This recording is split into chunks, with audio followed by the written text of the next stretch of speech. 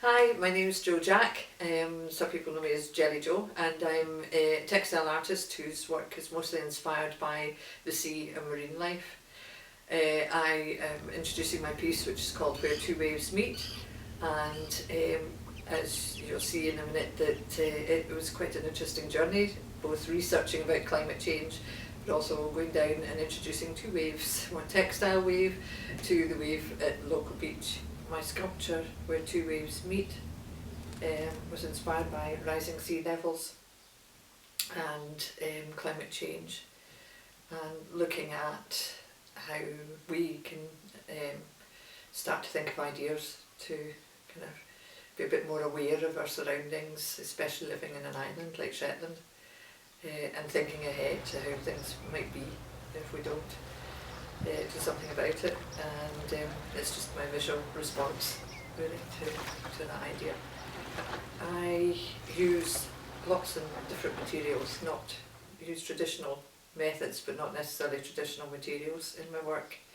and it really, I'm guided by the type of piece that I'm making as to the material I use, and most of my work is marine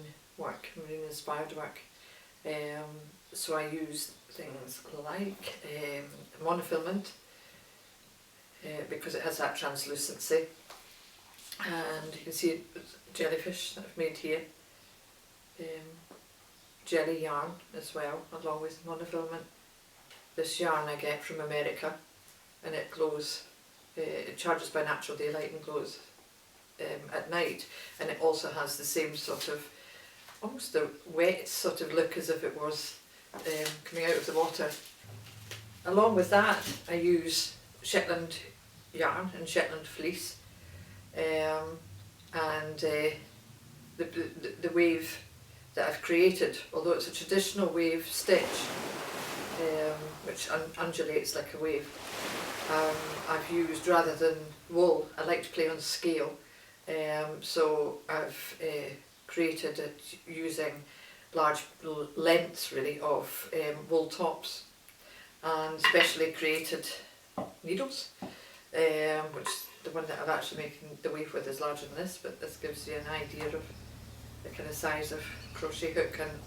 or knitting needle that I use. And the other material that I'm using a lot at the moment, and especially with the wave, is copper. And the reason for that was that with the wave sculpture,